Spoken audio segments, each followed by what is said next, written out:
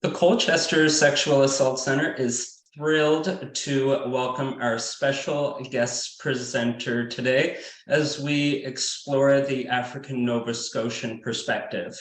Joining us today is Robert Wright, who is a counseling therapist based out of Nova Scotia.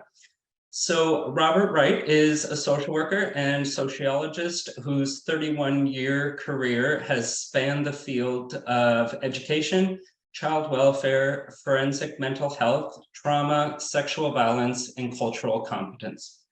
He also consults, trains, speaks, and comments on a wide range of issues. Robert is a trained mediator and facilitator who has worked with families, communities, nonprofits, and large corporations to address conflicts and establish related policies. His extensive pro bono work gave birth to the People's Counseling Clinic, a nonprofit mental health clinic. His pioneering work with colleagues in cultural competence and conducting cultural assessments has received national attention and has resulted in his recent role as the executive director of the African Nova Scotian Justice Institute. So we are honored to have Robert joining us today, and I will now hand the mic over to him. Thanks so much, James. I appreciate that. This is impacts of trauma and sexual violence on marginalized groups. And in particular, I'll be talking about the African Nova Scotian perspective. I probably should have said an African Nova Scotian perspective, because I, of course, can't speak for the full range of experiences that African Nova Scotians have in this space of thinking about sexual violence. So the first section I really wanted to do is just a little brief overview, and so you could have a sense of the what I'll call the Robert S. Wright version or take on what is trauma. So what is trauma? Trauma is a type of injury that we suffer when confronted with a dramatically threatening stimulus that overwhelms our ability to cope and integrate the feelings and the meaning of that experience into our consciousness. Okay? So, major threatening event overwhelms us. That is trauma. The event is often, we sometimes use the word trauma to speak both in terms of the experience of being traumatized and the actual event that traumatized us. But in proper speak, the event is called a crisis, and the effect is called the trauma. So what I'd like to do is to see here if I can give you, this is a drawing that I often produce to help folk understand the nature of trauma. So if you bear with me, I always say that this is how trauma, in order to understand trauma, we need to understand how the brain works and what's happening in the brain when we're traumatized. So that is a brain. Trust me, that's what it is. And it might look a little more like a brain if I actually draw a face around it. There we go. Now it's starting to look like a brain.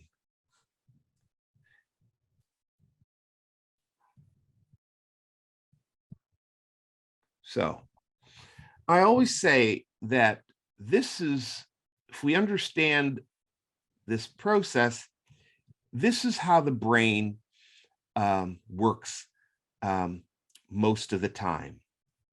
Stuff happens outside of us. We take it in through our senses, and I've represented the 5 senses here, right? Touch, taste, smell, sight, and hearing. So stuff happens outside of us.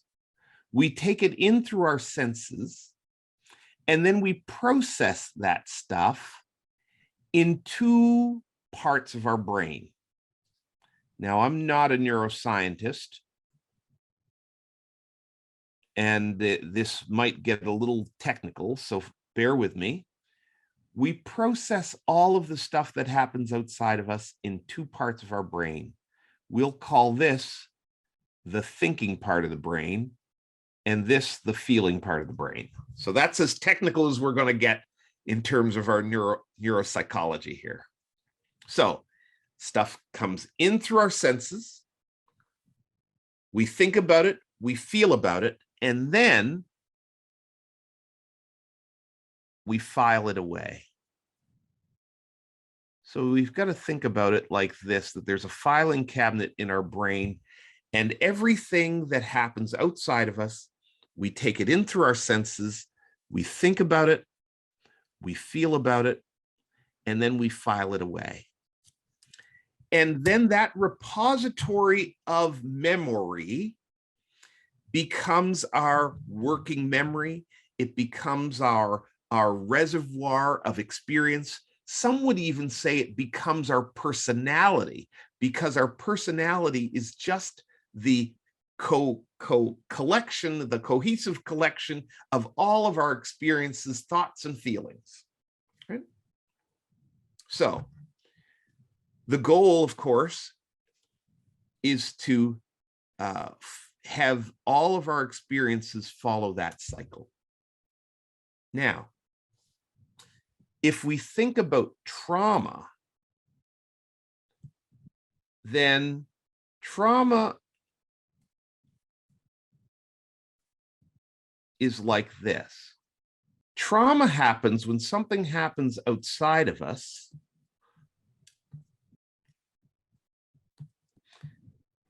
that is bizarre, bold, threatening, confusing, but so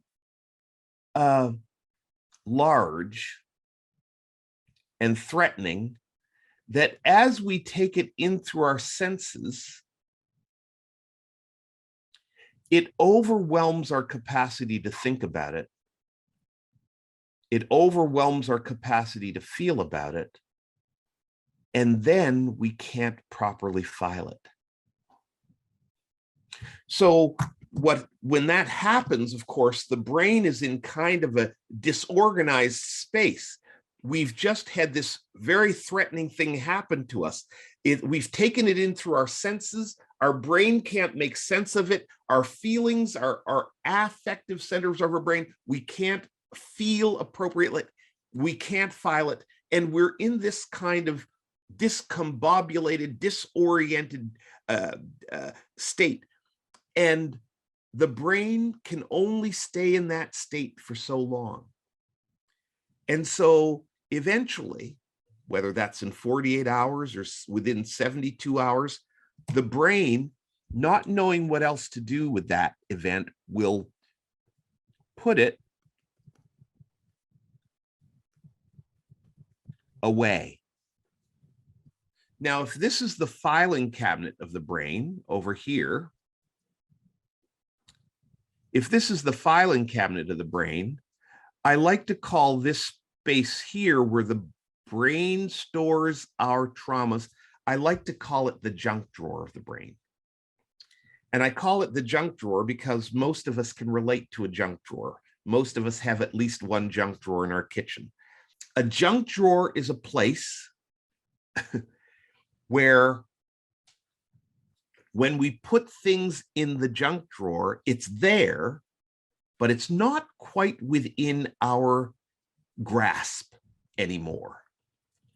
You know, you open up the junk drawer, you look for a piece of tape, you'll find a ruler. If you look for a screwdriver, you'll find some matches. If you look for a measuring tape, you'll find some old batteries. Some of them will work, some of them won't work, but that's the junk drawer. It is in a constant state of disorganization, and the stuff is there, but it's not always accessible to us. That's what trauma memory is like.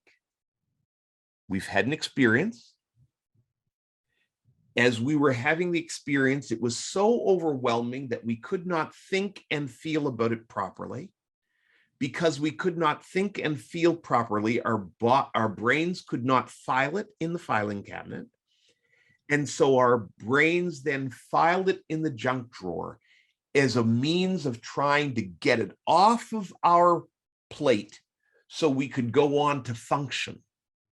But now it's there in the junk drawer, beyond our control, not readily accessible to us. Okay. So that's just a model for helping us to understand the nature of trauma. Once we understand trauma in this way, it helps us to understand the nature of triggers and the goal of treatment. So once we understand the nature of trauma, we can understand the nature of triggers. Any sensory experience that resonates with our trauma will cause us to re-experience it, and that's called a trigger. Right? So let's just think about it this way. I'm driving down the highway on a snowy day. My car starts to fishtail and I hit a patch of ice and I spin off the road and my car lands dramatically in a ditch, and there's ambulances and fire trucks, and they come and the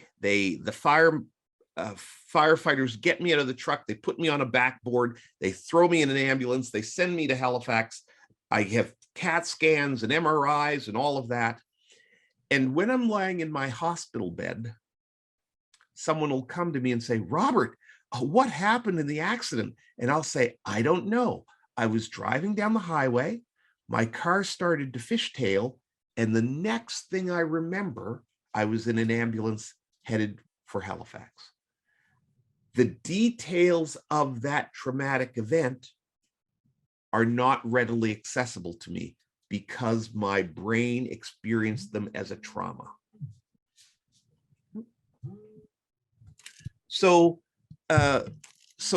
the experience is in the junk drawer. But then the next season, the next year, I'm driving down the highway and my car starts to fishtail. And the next thing I know, I'm feeling all of the panic and all of the horror of my original accident. And I have to pull over on the side of the road because I'm hyperventilating. And I may or may not be able to, once I settle down, get behind the wheel and drive myself home. See? So the fishtailing was a sensory memory of my accident. And it triggered my traumatic memory of the accident. And for a moment, I was reliving the accident. Okay? So we understand triggers as we understand that model, but we can also understand the goal of treatment. So treatment is concerned with helping a trauma sufferer process both thoughts and feelings and integrate them into their consciousness. So basically, the goal of trauma therapy is to move our experiences from our junk drawer into our filing cabinet. That helps us to understand the process of trauma debriefing. Okay? So if we experience a crisis event and we want to help people to process that event so that it doesn't become a trauma, there is a process for doing that called trauma debriefing. Sometimes we call it critical incident stress debriefing.